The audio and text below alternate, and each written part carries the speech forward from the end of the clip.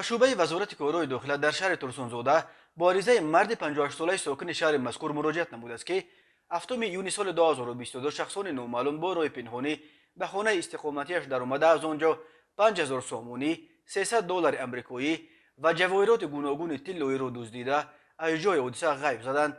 ضرر رسانیده شده 30000 سامانی را تشکیل می‌دهد.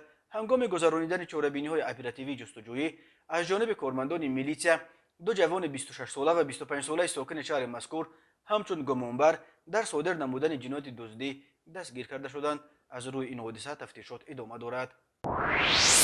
به شعبه وزارت کارهای داخلی دوی در نویه سینا با عریضه مرد 48 ساله ساکن شهر دوشنبه مراجعت نموده است که 24 ایول سال 2019 مرد 39 ساله ساکن پایتخت با راه فریب به باوریش درآمده از او 3150 دلار امریکایی گرفته وعده داده است که از بنای نو ساختمان واقع در کوچه کلین شهر دوشنبه از آشیانه هفتم بنای مذکور در مساحت 67 متر مربع خانه استقامتی گرفته می‌آید، اما نامبرده وعده‌اش را اجرا نکرده مبلغ به دست آورده‌اش را به منفعت شخصیش صرف نموده است.